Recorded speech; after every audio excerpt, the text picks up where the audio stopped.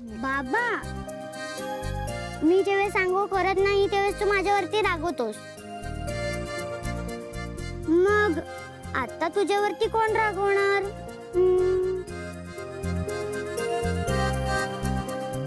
आजोबा, तुम्ही रागवा बाबावर. अथर्व, पटकन आंघोळ करून घे पाहू. अरे किती वेळा मी असं दामोदरला बघत बसायचं?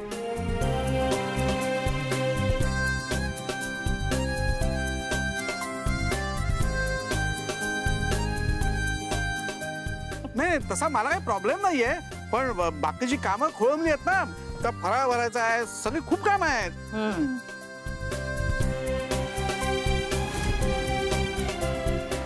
तेच ना, चल पटकन, खूप काम आहेत सगळ्यांना. बाबा, हा बघा किती फुटेज खातोय.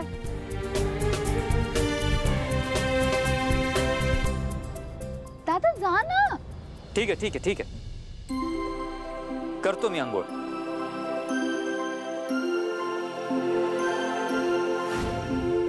पण माझी एक अट आहे.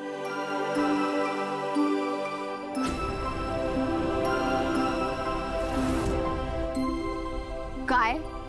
मी हा पंचा काढणार नाही, अशीच घालायची मला आंघोळ.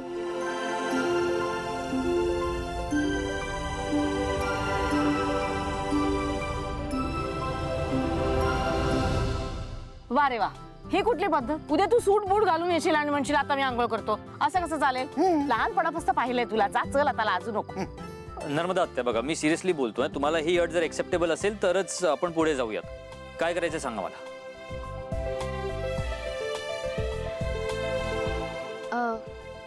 ओके ओके, मान्य आहे आम्हाला. तू अंगावर पंचा घेऊन आंघोळ करा.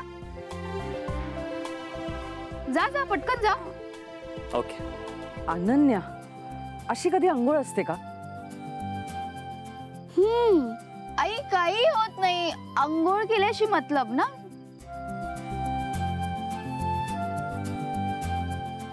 करू दे ना. दादा जा तू. शुअर ना? हो हो हो हो हो.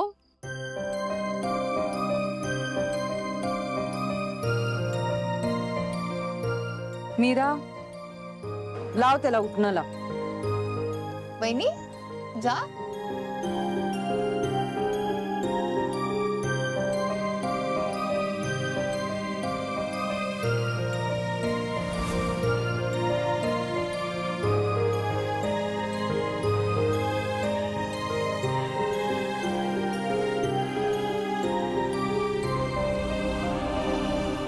वहिनी, मीरा थांब. आई, तू सुद्धा अट घाल. अगं, तू म्हण की अथर्वने डोळे बंद केल्याशिवाय तू त्यांना आंघोळ घालणारच नाही. बोल.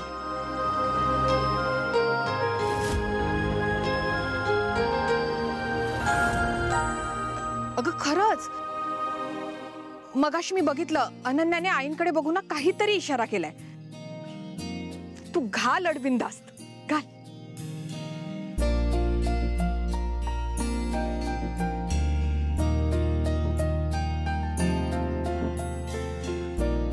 माझी पण एक अट आहे.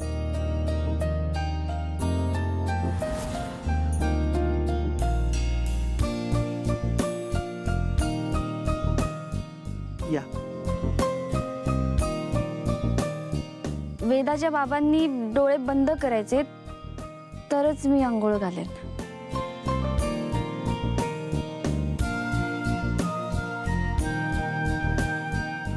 मीरा, अगं एवढं लाजायला काय झालं? नवरा आहे तो तुझा. आई आई आई, इट्स ओके. मला काही प्रॉब्लेम नाही. आपण जे काही करायचं असेल ते जरा लवकर करूयात आपण.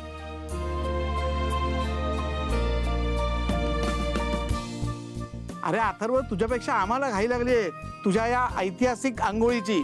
अरे आटप लवकर. हो नाही अथर्व, चल ना रे, बंद कर ना आता डोळे. चल चल पटकन. हो हो